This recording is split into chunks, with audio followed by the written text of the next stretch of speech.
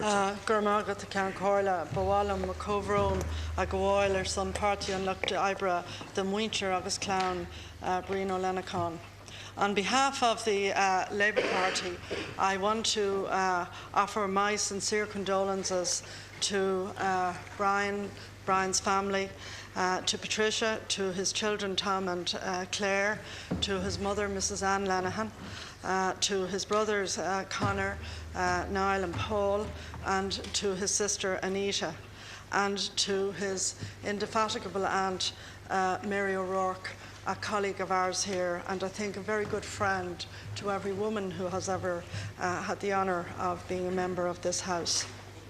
I first met Brian during the presidential campaign of 1990, when he was basically one of the principal campaigners and strategists for his late father, Brian.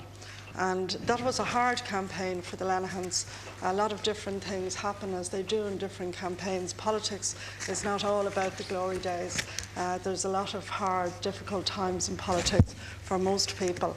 And although in many ways Brian Lenihan, coming as he did from such a distinguished lineage in politics, was, if you like, an aristocrat to politics, politics, I think, still had to be hard fought and hard won by the Lenihans, as they are by everybody in this House.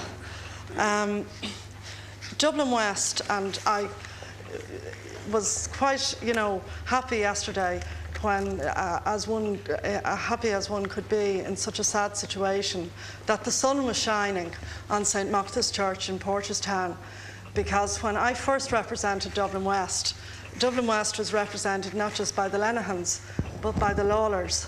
And that particular road and lane and the fields leading down to the Liffey were the subject of so many pitched political battles in relation to rezoning and redevelopment. And I thought yesterday that for those who had fought to keep the green fields of Dublin West, and some green fields in Dublin West, in the context of a population of 92,000, that in a way nature collaborated, as on the evening of the removal, when a swallow was high up in the roof of the church.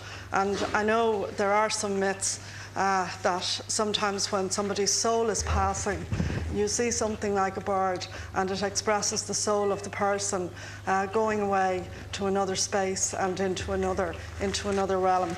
So it was nice that the service, which was so intimate and which was so personal to Brian, to the Lenihan family, and to all that he loved and cherished, was attended by so many people, not just from the community of Dublin West and his own family and friends, but by people from all over Ireland.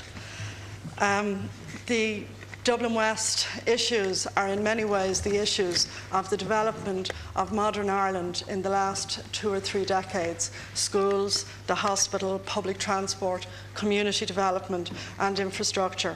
And I'm happy to say that in politics, Brian was somebody who, although he was very competitive, and I'm certainly a very competitive person, that we were happy to cooperate, as I think most people in this House do, at a local level on behalf of the interests of their constituents, of the families and of the children who make a home and a community out of an area like Dublin West, which grew over 30 years from about 5 small villages into a population of 92,000 that is today bigger than either the cities of Limerick or the cities of Waterford, or indeed even of Galway.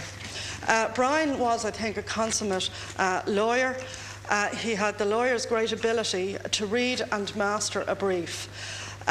He was enormously wrapped up in the law, and he loved the law. And I think that the many lawyers who were present yesterday, and indeed the very fine words by Paul Gallagher, summed up what his fellow lawyers thought in terms of the respect that they owed to him. I think he was happiest in ministerial service in the period after he became Minister for Justice. It really was, I think, a personal joy for him to achieve that, particularly because his late father had been Minister for Justice, and he was always tremendously conscious of his responsibilities in terms of the Lenihan dynasty and of achieving things that would have made his father proud. Finance, of course, as a ministry was a great honour, but also a great responsibility. I differed with him and with his predecessor in relation to their approach, in relation to the famous tax breaks that fuelled the property bubble, the bank guarantee and NAMA. But these were political and ideological differences and arguments about matters which were fundamental to the well-being of the Irish people. But I'm happy to say that despite these clashes, it never ever ran to personal rancour or bitterness. And I think that that was one of the things that made Brian so respected right across the political spectrum. There were long nights in this house when Brian was there. Richard Bruton was over there where Micheál Martin is now, and I was somewhere hereabouts. And we three carried the debates on our own, with 4 or 5 people from each of the different parties coming in and out at different times. And we often took times to talk in a quiet corner as well, privately and quietly, about what was the best way forward for the country. And I remember in the early months of the bank guarantee giving him a short paper that I had written about approaches to bank failures and bank resolution and so on.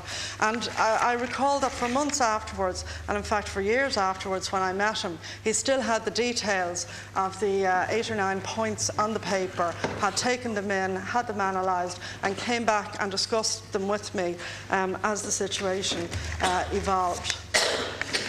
Brian was above all a Fianna Fáil man. Born and bred. He loved Fianna Fáil, and he loved it, I think, with all his being, as his father had done before. And he, like Brian Sr., loved the fun and the mischievousness of politics and the gas that people could have at election time and the little tricks that rivals in constituencies often played on each other, and why somebody appeared at something and someone else managed not to appear, and, you know, the little things that make up the, I suppose, the bread and butter of political experience. But he also loved Ireland and its people, and I think that most people in politics, regardless of party or no party, love their country and try to do their best. He was immensely brave about his illness. I think for that he gave so much hope to other people afflicted by serious illness, and he had that great ability of courage and grace under fire and great fortitude. And I know many people who've been ill themselves have said to me that they found the way he approached his illness and coped with his illness deeply inspiring and comforting.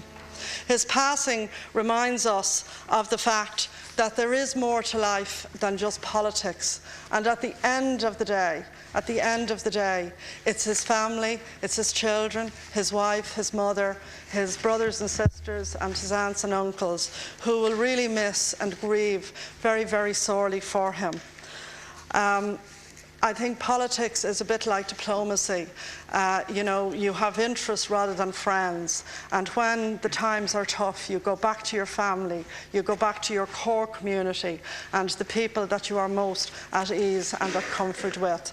And I know that all of the people who gave care and attention to Brian during his last illness and during the months when his strength did begin to wane, and he acknowledged that privately to many people here in this house, that they really did him a great service, because in many ways it was being a politician and being a minister which I often felt kept his adrenaline going in the face of the great challenges that he faced at a personal level. So we mourn his passing. And I want to say that for Brian, I hope that he does go gently into that good night, and I know that he did. So ar yesterday go raibh anam dílis.